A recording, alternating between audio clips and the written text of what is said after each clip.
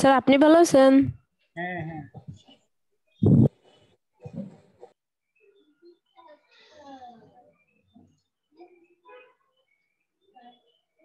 কেবল একটু চার্জ বাবা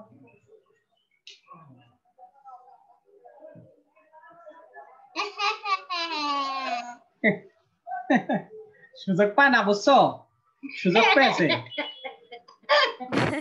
স্যার ওরাও তো ছোট, বাসায় থাকতে থাকতে বোর হয়ে গেছে। মানে আমি তো সবসময় দরজা দরজা মনে করো লাগাই দিয়া ক্লাস করি, তো সুযোগ পায় না। আমি এই একটা ক্লাস শেষ করে ওই রুমে গেলাম, একটু দেখলাম যে কি অবস্থা কি করছে দেখার জন্য গেলাম, এই ফাঁকে চলে আসছে দরজা খোলাতে। স্ক্রিনে স্ক্রিন শেয়ারটা দেখতে পাচ্ছো? জি স্যার। জি স্যার। আচ্ছা, তোমাদের সঙ্গে আমি তো আসলে ক্লাস করাচ্ছি, ক্লাস করার ফাঁকে একটা কথা বলি। সেটা হলো তোমাদের ফোর্থ ইয়ারে আমার দুইটা ক্লাব আছে, জানো তোমরা? না স্যার। ভাই তোমরা ইসে দেখো নাই জুমে? তোমাদের সঙ্গে আমার ক্লাব নিয়ে বেশ কিছু কথাবার্তা আছে, বুঝছো? এখন তোমরা কখন আমাকে একটু সময় দিতে পারবা? স্যার আপনি আমাদের বলেন, আমরা তখনই আপনাকে সময় দিব। তাহলে স্যার আপনি একটা টাইম দেন আমাদের। আগে আমি তোমাদের সঙ্গে আজকে বিকেলে তোমরা একটু আধা ঘন্টার জন্য সময় দাও আমাকে, তাহলে। জি স্যার। জি স্যার, টাইম বলেন। তোমরা বলো টাইম। স্যার আমরা আপনি ফ্রি বলেন। আছি, আপনি বলেন। আমি তো সন্ধ্যার দিকে দেই নাকি? সন্ধ্যার দিকে?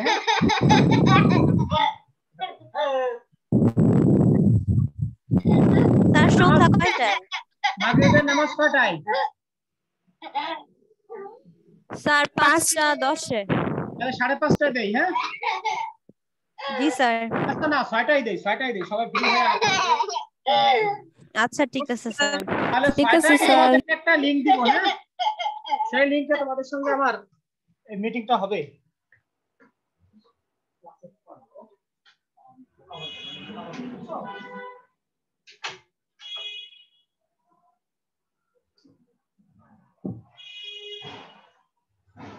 তাহলে 6টায় তোমাদের সঙ্গে আমার ক্লাব নিয়ে কিছু ডিসকাশন হবে। তোমরা একটু কষ্ট করে 6টায় পার্টিসিপেট করো। হ্যাঁ, আর বাকিরা কই? তোমরা তো অনেক মেয়েরা ক্লাসে অ্যাটেন্ড করো, আজকে মাত্র 4জন কেন? স্যার আসবে মনে হয় আস্তে আস্তে। আচ্ছা, তাহলে আমরা শুরু করি আজকে আমাদের ক্লাস। স্যার আমাদের খাতা দেখছেন? এখনো দেখি নাই, সময় পাই না। তোমাদের জুম ক্লাস পাগল বানা দিচ্ছে আমাদেরকে।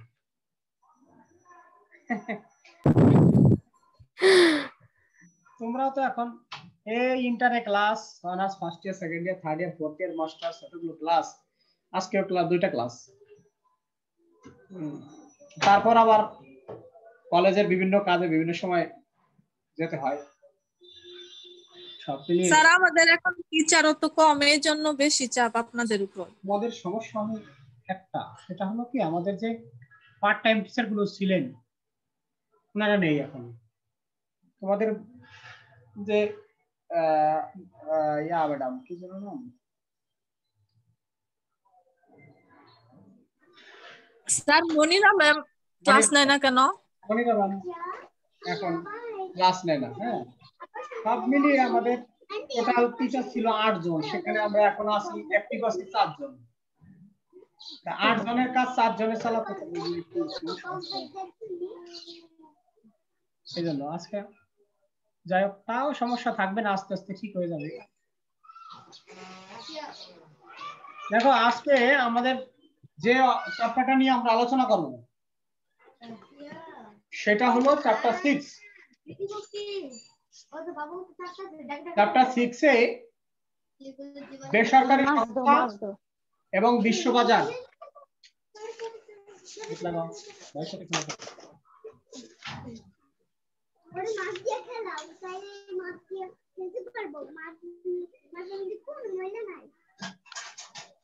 নীলুফা ইয়াসমিন স্পিকারটা Yes, sir. স্পিকারটা মিউট করে দাও, সাউন্ড আসতেছে। আচ্ছা দেখো, বেসরকারি সংস্থা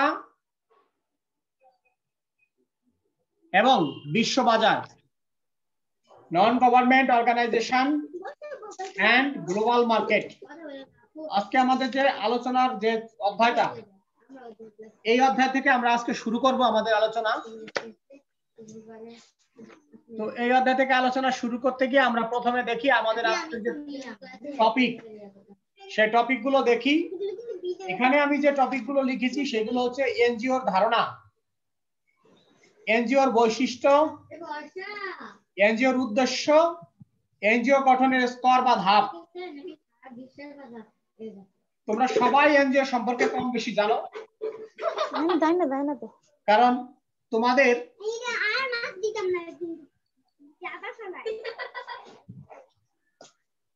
সাউন্ড আসছে।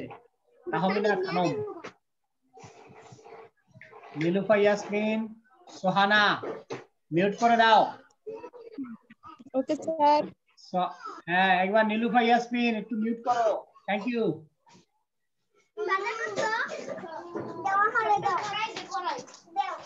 আবার সাউন্ড আসতেছে, এত সাউন্ড আসে কেন? স্যার আপনার থেকেই করে দেন, আপনি ওকে মিউট করে দেন।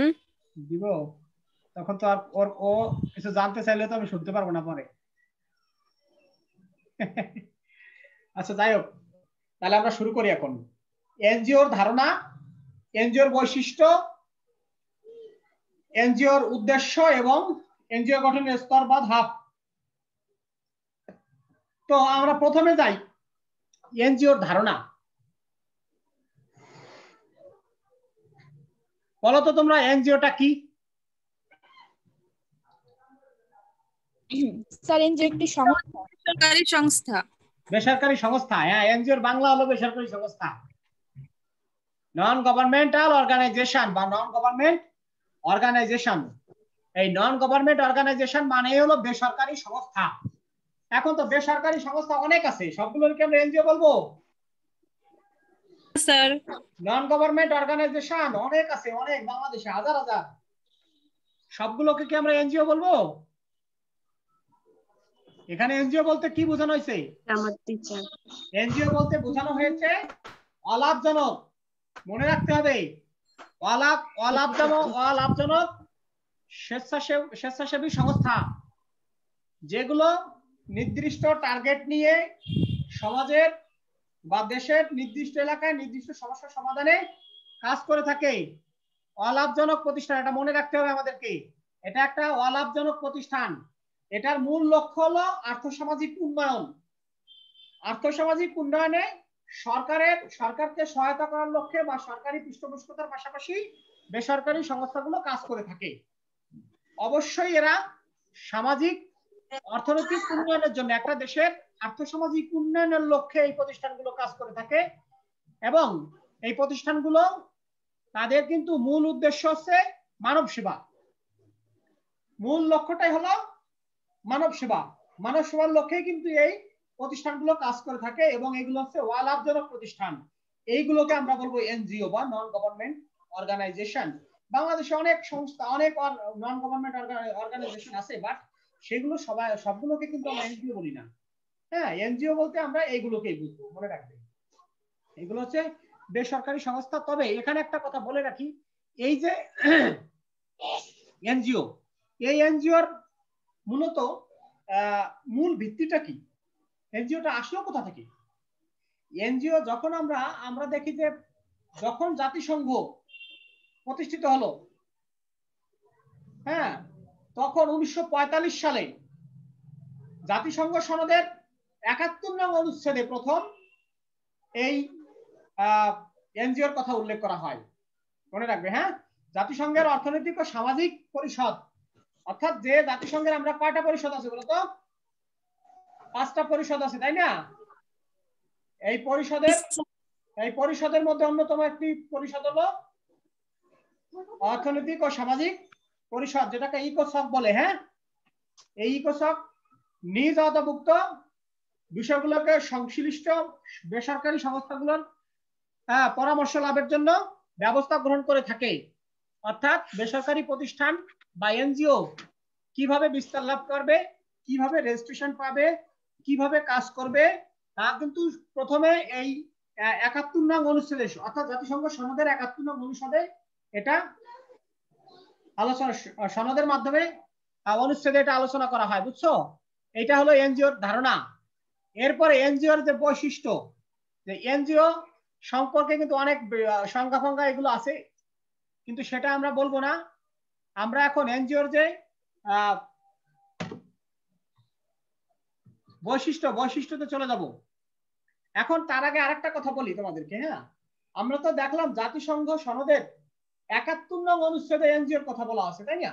তাহলে বাংলাদেশের যে সংবিধান, সেখানেও তো এনজিওর একটা জায়গা থাকবে, সেখানেও তো এনজিওর একটা উল্লেখ থাকবে, তাই না? আমরা দেখি যে আমাদের যে এনজিও বিষয়ক ব্যুরোর নাম শুনছো তোমরা? যখন তোমরা জি স্যার। থার্ড ইয়ারে পড়েছো, থার্ড ইয়ারে দেখো তোমরা পড়েছো যে এনজিওস ইন বাংলাদেশ, অর্থাৎ ওখানে কিন্তু তোমার আছে ভলান্টারিজম এন্ড এনজিওস ইন বাংলাদেশ নামক একটা সাবজেক্ট, এটা কোর্স ছিল, আমি পড়াইছিলাম গত বছর মনে হয় স্যার।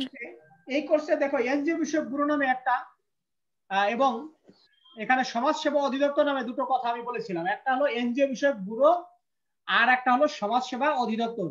এই এনজিও বিষয়ক ব্যুরো এবং সমাজসেবা অধিদপ্তরের অধীনে রেজিস্ট্রেশন প্রাপ্ত হয়ে তবেই কিন্তু এনজিও হিসেবে প্রতিষ্ঠা বা স্বীকৃতি লাভ করতে হয়। মনে রাখতে হবে এটা আমাদেরকে, যে এনজিও যদি প্রতিষ্ঠা করতে চাও বা এনজিও খুলতে চাও, তাহলে অবশ্যই তোমাকে সমাজসেবা অধিদপ্তর এবং এনজিও বিষয়ক ব্যুরোর রেজিস্ট্রেশন প্রাপ্ত হয়ে সনদ লাভ করার মাধ্যমে তোমাকে অবশ্যই এনজিও শুরু করতে হবে। তাই এখন আমরা দেখবো যে এনজিওর যে বৈশিষ্ট্য, সেই বৈশিষ্ট্যর প্রথম যে বৈশিষ্ট্য, সেটা অবশ্যই হবে এনজিও কে চিল্লায়। হ্যাঁ বলো। চিল্লায় আর শব্দ যায়। এনজিওর যে প্রথম বৈশিষ্ট্য, সেটা হলো এনজিও হতে হলে অবশ্যই তাকে অলাভজনক প্রতিষ্ঠান হতে হবে। অলাভজনক মানবিক সেবা প্রদানের লক্ষ্যে গঠিত হতে হবে। বৈশিষ্ট্যটা কি? প্রথম বৈশিষ্ট্য হলো এনজিও অবশ্যই অলাভজনক এবং মানব সেবা প্রদানের লক্ষ্যে গঠিত হতে হবে। দুই নম্বর, ধর্মীয় অনুশাসন এবং মানবিকতা বোধ। মনে রাখতে হবে, ধর্মীয় অনুশাসন এবং মানবতা বোধ হচ্ছে এনজিওর মূল ভিত্তি। এনজিও প্রতিষ্ঠিত হয়েছে কিন্তু এই বোধ থেকে, এই মানবতা বোধ থেকে। এরপরে তারপর হচ্ছে এনজিওতে যারা কাজ করবে তারা অবশ্যই বেতনভুক্ত একটা এরকম একটা বাহিনী থাকতে হবে। অর্থাৎ এনজিওতে যারা চাকরি করে তারা কিন্তু আবার বেতনভুক্ত কর্মকর্তা বা কর্মচারী, মনে রাখতে হবে। এখন এরপরে হচ্ছে যে বৈশিষ্ট্য, সেটা হলো এই যে এনজিওটা জনগণের চাঁদা, সরকারি অনুদান এবং বিদেশি সাহায্যের মাধ্যমে। তাহলে এখানে তিনটা জিনিস মনে রাখতে হবে: জনগণের চাঁদা, সরকারি অনুদান এবং বিদেশি সাহায্য। সরকার কিন্তু অনুদান দেয় আর বিদেশি সাহায্য, এই বিষয়গুলো হচ্ছে তোমার এই তিনটা জায়গা থেকে কিন্তু স্বেচ্ছাসেবী সংস্থাগুলোর যে আয় হয়ে থাকে।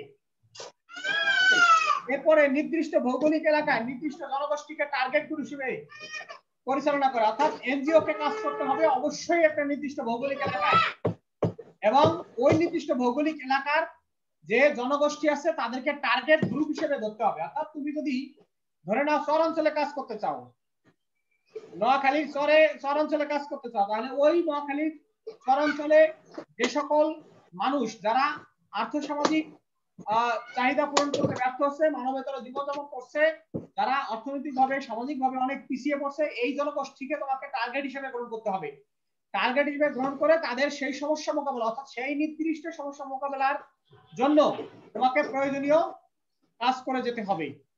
এইটা হলো তোমার আর একটা বৈশিষ্ট্য, অর্থাৎ নির্দিষ্ট ভৌগোলিক এলাকায় নির্দিষ্ট জনগোষ্ঠীকে টার্গেট গ্রুপ হিসেবে নিয়ে তোমাকে এই কাজগুলো করতে হবে। তারপর হচ্ছে এনজিও অবশ্যই সরকারি পৃষ্ঠপোষকতার পাশাপাশি থাকতে হবে, অর্থাৎ সরকারকে সহযোগী হিসেবে কাজ করতে হবে। তারপরে হচ্ছে তোমাকে অবশ্যই এনজিও হতে হলে তোমাকে নির্দিষ্ট সময় পর পর অর্থাৎ প্রতি বছরই তোমার আয় ব্যয়ের হিসাব তোমার এনজিও বিষয়ক ব্যুরো বা সমাজসেবা অধিদপ্তর বা অন্য কোনো প্রয়োজনে অন্য কোনো যদি যথাযথ স্থানে তোমাকে এগুলো প্রদান করতে হবে। তারপরে তোমার এখানে অপেশাদার বা স্বেচ্ছাসেবী কর্মীর মাধ্যমে পরিচালিত হয়ে থাকে। তারপর এই এনজিও গুলো হতে পারে তোমার স্থানীয় পর্যায়ে, জাতীয় পর্যায়ে বা আন্তর্জাতিক পর্যায়েও হতে পারে। এগুলো হচ্ছে সবই মোটামুটি ভাবে এনজিওর যে বৈশিষ্ট্য, এগুলো হচ্ছে এনজিওর বৈশিষ্ট্য বা এনজিও হতে হলে কি কি বৈশিষ্ট্য লাগে এটা। তারপরে হচ্ছে আমি দ্বিতীয় যে বিষয়টা আলোচনা করবো সেটা হলো এনজিওর উদ্দেশ্য। একটু আগে যে বৈশিষ্ট্যগুলো বললাম তার মধ্যে কিন্তু এনজিওর উদ্দেশ্য রয়েছে। তো আমি প্রথমে এনজিওর উদ্দেশ্যের মধ্যে আমি প্রথমেই বলবো যে এনজিওর প্রধান উদ্দেশ্য হলো মানুষের মধ্যে সচেতনতা তৈরি করা, তাদের ব্যক্তিগত ও দলীয় ক্ষমতা বৃদ্ধি এবং সকল বিষয়ে উদ্বুদ্ধকরণ, অর্থাৎ তাদেরকে কি করতে হবে, সচেতনতা সৃষ্টি করা। আমরা সাধারণত এনজিও যে কাজগুলো করে থাকে, যে নির্দিষ্ট এলাকায় টার্গেট গ্রুপ হিসেবে তাদেরকে সেবা প্রদান করে থাকে, দেখবা সেই সব এলাকায় তারা মেইনলি যে কাজটা করে থাকে সেটা হলো তাদেরকে সচেতন করে গড়ে তোলা। অর্থাৎ এই সচেতনতাই কিন্তু পারে মানুষের সকল সমস্যার সমাধানে বড় ভূমিকা পালন করতে। এই জন্য মানুষকে সচেতন করা হচ্ছে এনজিওর মূল উদ্দেশ্য। অসহায় দরিদ্র পশ্চাৎপদ জনগোষ্ঠীর জীবন মানের উন্নয়ন সাধন করা হলো এনজিওর আর একটা লক্ষ্য। যারা পশ্চাৎপদ জনগোষ্ঠী, যেমন ধরে নিতে পারো তুমি এখানে শিশু, প্রবীণ, স্বামী পরিত্যক্ত, তারপরে তোমার অসহায় নারী, ঠিক আছে, তারপরে তোমার অনাথ অসহায়, তারপরে তোমার অভাবগ্রস্ত মানুষ, এই এরা হলো তোমার অসহায় দরিদ্র এবং পশ্চাৎপদ জনগোষ্ঠী। পশ্চাৎপদ জনগোষ্ঠী মানে হচ্ছে অর্থনৈতিক সামাজিক সব দিক থেকে যারা স্বাভাবিক অবস্থা থেকে অনেক পিছিয়ে আছে, তাদেরকে বলা হয় পশ্চাৎপদ জনগোষ্ঠী। এই ধরনের জনগোষ্ঠীর ভাগ্যের উন্নয়নে, জীবন মানের উন্নয়নের জন্য কাজ করে থাকে এনজিও। তার মানে এনজিওর উদ্দেশ্য হলো কি, অসহায় দরিদ্র এবং পশ্চাৎপদ জনগোষ্ঠীর জীবন মান উন্নয়ন করা হচ্ছে এনজিওর উদ্দেশ্য। দুস্থ এতিম অসহায় নারী এবং পঙ্গুদের প্রশিক্ষণ ও পুনর্বাসনের ব্যবস্থা করা। এখানে বলা হচ্ছে যারা এই ধরনের পশ্চাৎপদ জনগোষ্ঠী আছে, যারা এরকম অসহায় আছে, পঙ্গু আছে, প্রতিবন্ধী আছে, নারী আছে, যুবক আছে, যারা যাদের কর্মসংস্থান নেই অর্থাৎ বেকার যুবক, এই ধরনের মানুষকে কি করতে হবে, এই ধরনের মানুষকে অবশ্যই প্রশিক্ষণ এবং পুনর্বাসনের ব্যবস্থা করবে এনজিও।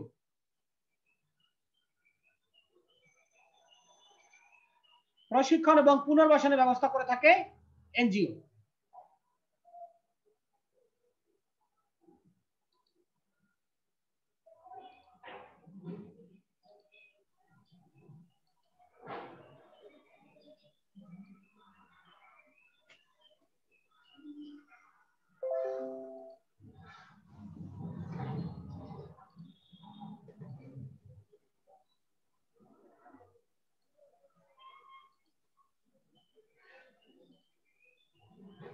যাক, এটা হলো এনজিওর উদ্দেশ্য। এরপরে বলা আছে জনসংখ্যা নিয়ন্ত্রণ এবং স্বাস্থ্য, পুষ্টি ও রোগ নিরাময়ের সুযোগ সুবিধার প্রসার করা এনজিওর অন্যতম উদ্দেশ্য। তোমরা একটা জিনিস বুঝবা, জনসংখ্যা নিয়ন্ত্রণে সরকারের ভূমিকা যতটা, তার থেকে বেসরকারি সংস্থার ভূমিকা কিন্তু অনেক বেশি। জনসংখ্যা নিয়ন্ত্রণে সরকার যতটা বেশি উদ্যোগ গ্রহণ করেছে বা সরকার যতটা কন্ট্রিবিউশন করেছে, তার থেকে বেশি কন্ট্রিবিউশন করেছে কিন্তু তোমার বেসরকারি সংস্থা।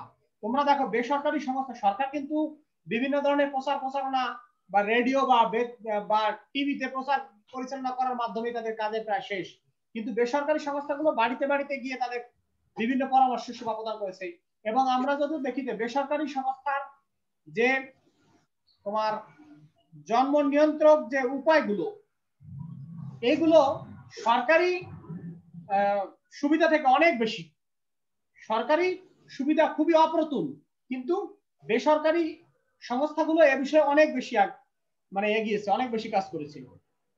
এই জন্য যে জনসংখ্যা নিয়ন্ত্রণ, স্বাস্থ্য, পুষ্টি, রোগ নিরাময়ের ক্ষেত্রে বেসরকারি সংস্থা খুবই গুরুত্বপূর্ণ ভূমিকা পালন করে থাকে, অর্থাৎ এটা তাদের একটা অন্যতম উদ্দেশ্য।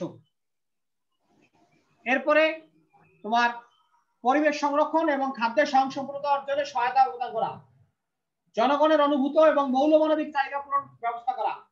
যদিও আমরা দেখি বিভিন্ন সময় কিছু বিচ্ছিন্ন ঘটনা ঘটে এনজিওর, কিন্তু এনজিওর যে গঠনতন্ত্র সেখানে কিন্তু অবশ্যই এই বিষয়গুলো পরিষ্কার করে উল্লেখ করা থাকে যে এনজিওকে অবশ্যই কি করতে হবে, জনগণের অনুভূত ও মৌলমানবিক চাহিদা পূরণে কাজ করে যেতে হবে। অর্থাৎ জনগণের মৌলমানবিক চাহিদা পূরণে কিন্তু এনজিও গুলো কাজ করে থাকে। আমি একটু আগে বলেছি যে যদিও কিছু বিচ্ছিন্ন ঘটনা ঘটে থাকে সেগুলো কিন্তু ওই এনজিওর যে নীতিমালা রয়েছে বা গঠনতন্ত্র রয়েছে সেগুলোর বহির্ভূত। এরপরে এইভাবে দেশের সামাজিক সমস্যা সমাধানে সরকারের পাশাপাশি বেসরকারি সংস্থাগুলো কার্যকর ব্যবস্থা গ্রহণ করে থাকে। এটা হলো এনজিওর অন্যতম লক্ষ্য বা উদ্দেশ্য। আর একটা জিনিস আমি আজকে তোমাদের এখানে আলোচনা করব, তারপরে আমি চলে যাব অন্য টপিকে। এনজিও গঠনের স্তর বা ধাপ।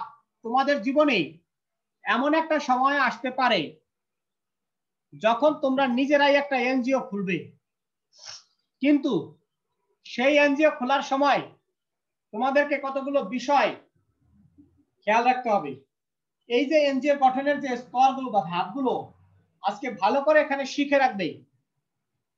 যখন তুমি ব্যক্তিগত জীবনে কোনোদিন কোনো বেসরকারি সংস্থা বা এনজিও পরিচালনা করতে যাবে তখন তোমার এই জ্ঞানটা কাজে লাগবে যে এনজিও প্রতিষ্ঠার ক্ষেত্রে কি কি ফর্মুলা বা কি কি স্তর বা স্টেপ তোমাকে মেনটেন করতে হবে। তো প্রথমে আমি তোমাদেরকে বলবো যে এনজিও গঠনের যে স্তর বা ধাপ, সেই ধাপগুলোর প্রথম যে পয়েন্টটা সেটা হলো প্রাথমিক উদ্যোগ। যখন বেসরকারি সংস্থা বা এনজিও গঠন করতে যাবে তোমাকে প্রথমেই উৎসাহীদের মধ্যে যারা তোমরা এই এনজিওটা চালু করতে যাচ্ছ তারা মিলিত হবে, একত্রে মিলিত হওয়া। এই যে একত্রে মিলিত হচ্ছ এটা কিন্তু অবশ্যই অনানুষ্ঠানিক আলোচনা। এটা এনজিও গঠনের প্রথম স্তর। এনজিও গঠনের সিদ্ধান্ত, নামকরণ, লক্ষ্য, উদ্দেশ্য, গঠনতন্ত্র, কার্যক্রম, তহবিল, দায়িত্ব প্রভৃতি সকল বিষয় সার্বিকভাবে আলোচনা করা হয়ে থাকে এই অনানুষ্ঠানিক বা প্রাথমিক যে সভা থাকে সেই সভায়। এটার কিন্তু কোনো লিখিত কোনো কিছু নেই, এটা প্রাথমিক, একেবারে প্রাথমিক লেভেলে প্রথম পর্যায়ে তোমাদের যে পারস্পরিক আলোচনা হবে। এই প্রাথমিক আলোচনাটা কয়েকটা ধাপে হতে পারে, কয়েকবার হতে পারে, সেটা কোনো বিষয় নয়। কিন্তু এই যে প্রাথমিক যে আলোচনা এ ধরনের মত বিনিময় একাধিকবার হয় এবং আলোচনার মাধ্যমে একটি অস্থায়ী কমিটি গঠিত হবে। অস্থায়ী কমিটি গঠিত হবে, এটা কিন্তু কোনো লিখিত না, কোথাও প্রাথমিকভাবে একটা অস্থায়ী কমিটি গঠিত হবে। হ্যাঁ, তারপরে তুমি প্রাথমিক আলোচনা সভা, এই যে আলোচনা সভা এটাকে কি বলা হয়, এটাকে সাধারণ সভা বলা হয়ে থাকে। মনে রাখবে এই প্রাথমিক যে আলোচনা সভা এটাকে সাধারণ সভা বলা হয়ে থাকে। এই প্রাথমিক আলোচনা সভায় অনেকগুলো বিষয় নিয়ে আলোচনা করা হবে। এরপরে আমরা চলে যাব সাংগঠনিক কাঠামো গঠন। এটা হলো এনজিও গঠনের সেকেন্ড স্টেপ। মনে রাখতে হবে যে এই স্টেপে কি করতে হয়, সংস্থার সাথে সামঞ্জস্য রেখে একটি সাংগঠনিক কমিটি গঠন করতে হবে। তুমি কি ধরনের সংস্থা গঠন করতে যাচ্ছ সেই ধরনের সংগঠনের সাথে সামঞ্জস্য রেখে একটি সাংগঠনিক কমিটি গঠন করতে হবে। সাংগঠনিক কমিটি কিন্তু দু ধরনের হতে পারে, একটা কার্যনির্বাহী আর একটা উপদেষ্টা কমিটি। মনে রাখবে একটা কার্যনির্বাহী কমিটি আর একটা উপদেষ্টা কমিটি। কার্যনির্বাহী কমিটির সদস্যরা অবশ্যই বেতনভুক্ত কর্মকর্তা, আর উপদেষ্টা কমিটিরা কিন্তু বেতনভুক্ত কর্মকর্তা কর্মচারী না, মনে রাখতে হবে। এরপরের স্তর হচ্ছে লক্ষ্য উদ্দেশ্য নির্ধারণ। লক্ষ্য ও উদ্দেশ্য নির্ধারণ।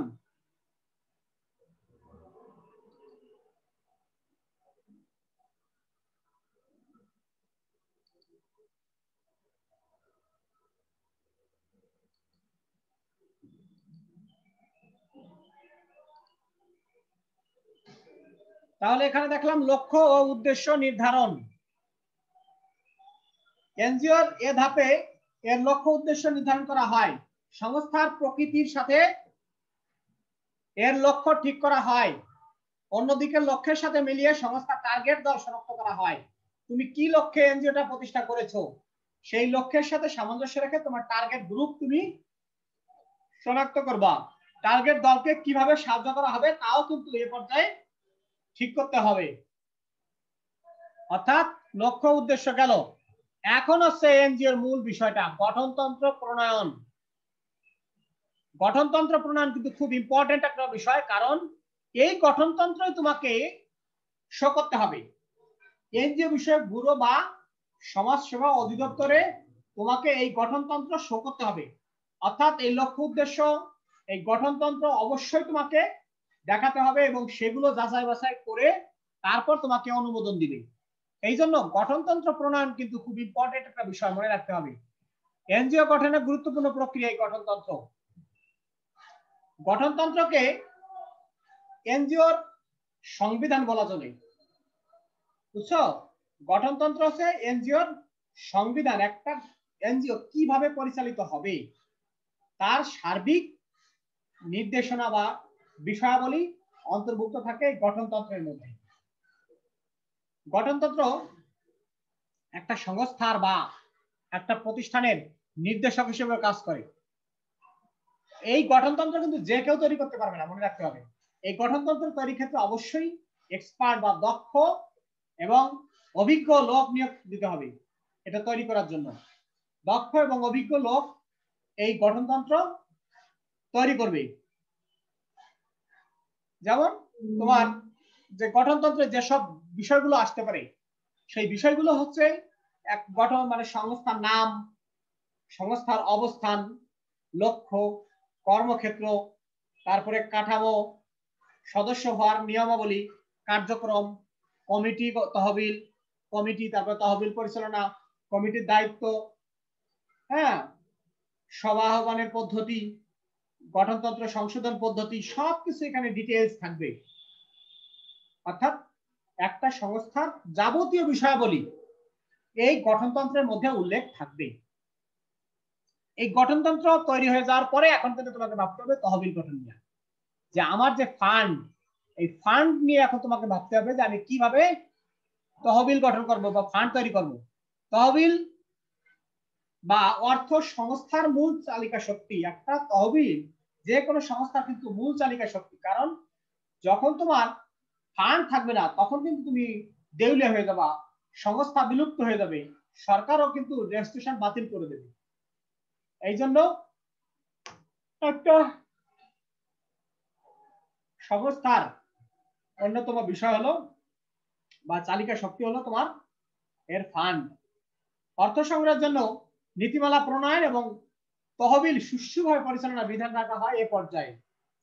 অর্থাৎ তুমি কোন কোন উৎস থেকে অর্থ সংগ্রহ করবে, অভ্যন্তরীণ উৎসগুলো কি কি, বাহ্যিক উৎসগুলো কি কি, এগুলো তোমাকে দেখাতে হবে। দেশীয় উৎসগুলো, দেশীয় উৎসগুলো কি কি, বিদেশি উৎসগুলো কি কি, এগুলো সবই তোমাকে এখানে নির্ধারণ করতে হবে। তহবিল পরিচালনার সুবিধার্থে ব্যাংক হিসাব খুলতে হবে এখানে একটা, এবং অর্থ সংগ্রহের জন্য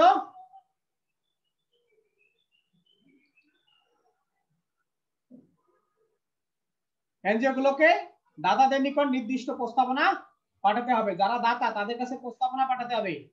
তোমার এনজিওর লক্ষ্য উদ্দেশ্য নির্ধারণ করে এনজিওর বিষয়াবলী উল্লেখ করে তাদের কাছে একটা প্রস্তাবনা পাঠাবা। প্রস্তাবনা পাঠানোর পরে তারা এখানে দাতা হিসেবে সংযুক্ত হবে, যার ফলে কি হবে, তোমাকে তারা প্রত্যেক বছরে বছরে ডোনেশন দেবে, হ্যাঁ, সদস্য হবে, আজীবন সদস্য। এর ফলে এনজিওর একটা স্থায়ী একটা ফান্ড তৈরি হবে। এইভাবে ফান্ড গঠন করতে হবে বা তহবিল গঠন করতে হবে। এরপর হলো কার্যালয় স্থাপন। এখন তোমাকে অফিস নিতে হবে, কার্যালয়। কারণ তোমার যদি কার্যালয় না থাকে, অফিস না থাকে, তোমাকে কোনোদিনও নিবন্ধন দিবে না। তোমার অফিসই নাই, তোমার ঘর নাই, তোমার মানুষ লোন দিবে? তুমি যদি নিজের ঠিকানা দেখাতে না পারো, ব্যাংক কি তোমার কোনোদিন লোন দিবে? যদি তুমি কোনো জায়গায় চাকরি করো, দেখো বললে যে আমি চাকরি করি অমুক জায়গায়, তোমার এই মানে স্যালারি লোন দিবে, কিন্তু তুমি তোমার অফিস দেখাতে পারতেছো না, তাহলে তোমার কোনোদিনও স্যালারি লোন দিবে না। এই জন্য অবশ্যই কি করতে হবে, কার্যালয় স্থাপন করতে হবে, অফিস বা কার্যালয়। অর্থাৎ এটা হলো ওই যে প্রতিষ্ঠান বা এনজিও, ওই এনজিওর একটা স্থায়ী একটা ঠিকানা, স্থায়ী একটা ঠিকানা। এই ঠিকানা ব্যবহার করার জন্য একটা কার্যালয় অবশ্যই তোমাকে কার্যালয় ঠিক করতে হবে।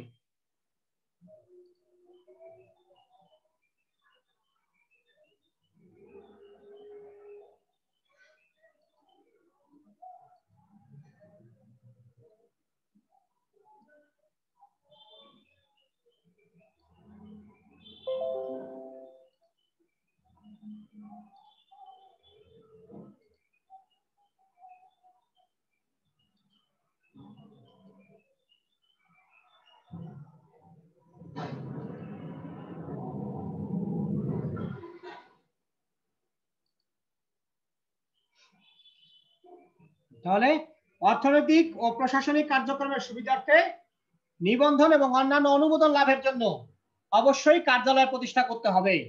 কার্যালয় ছাড়া কখনোই তোমাকে কোনো ধরনের অর্থনৈতিক সুবিধা তুমি পাবে না এবং কোনো ধরনের কোনো নিবন্ধনও তুমি পাবে না।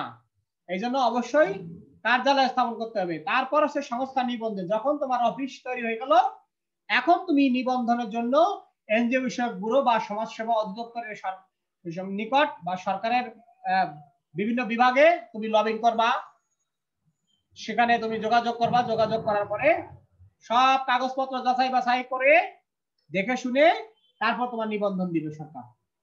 অর্থাৎ তোমার যে সুযোগ সুবিধা আছে, তোমার যে গঠনতন্ত্র আছে, প্রতিষ্ঠানের লক্ষ্য উদ্দেশ্য আছে, ফান্ড আছে, কার্যালয় আছে, সবকিছু তারা যাচাই বাছাই করে তারপর তোমাকে সংস্থান নিবন্ধন দিবে। যখন তুমি নিবন্ধন দিল, তখন তোমার একটা সংস্থা, তুমি বলতে পারো যে আমার এটা একটা প্রতিষ্ঠান। যতক্ষণ পর্যন্ত নিবন্ধন না দিবে, অর্থাৎ রেজিস্ট্রেশন না করবে, ততক্ষণ পর্যন্ত তুমি বলা যাবে না। হ্যাঁ, এরপরে হচ্ছে সংস্থা নিবন্ধীকরণ হয়ে গেল। এরপরে কার্যক্রম গ্রহণ। এনজিও গঠনের ধাপে এর কর্মতৎপরতা শুরু করা হয়। যখনই তুমি নিবন্ধন পেয়ে গেলে, তখনই তোমার কাজ শুরু হয়ে যাবে বা তোমার দায়িত্ব পালন শুরু হয়ে যাবে নিবন্ধন পাওয়ার পরেই। অর্থাৎ এখানে বলা আছে কর্মসূচি বা প্রকল্প আকারে নির্দিষ্ট লক্ষ্যার্জনে এ পর্যায়ে সম্পদ ও তহবিল কাজে লাগানো শুরু হয়ে যায়।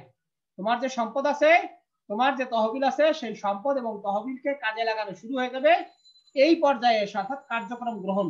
এখানে কিভাবে কর্মসূচি বা প্রকল্প আকারে তোমার এই কাজ শুরু হবে।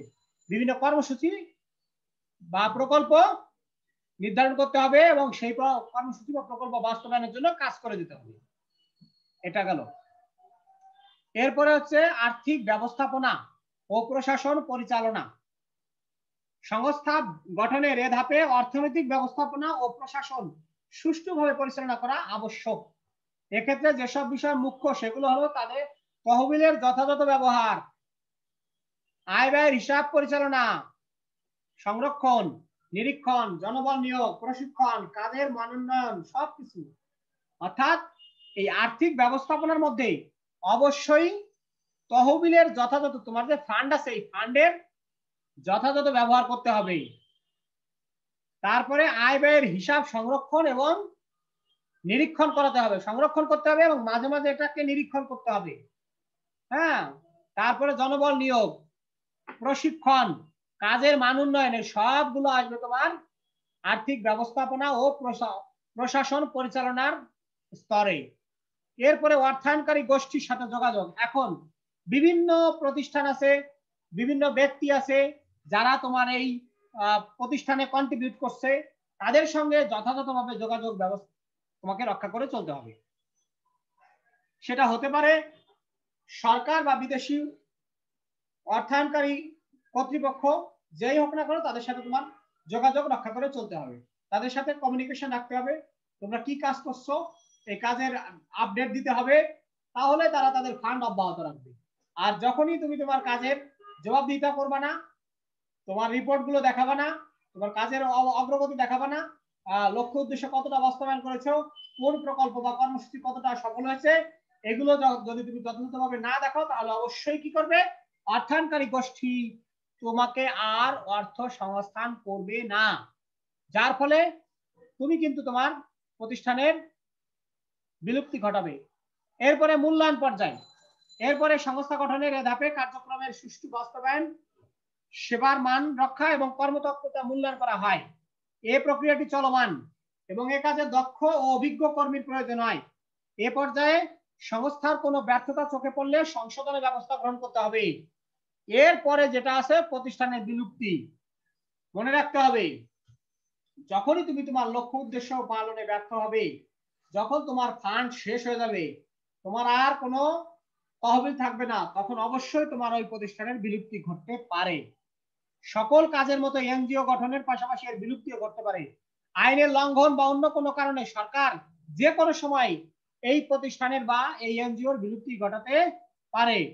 সংস্থার বিলুপ্তির জন্য কতগুলো বিষয় দায়ী, যে বিষয়গুলো, যেমন প্রথমত আমি বলবো যে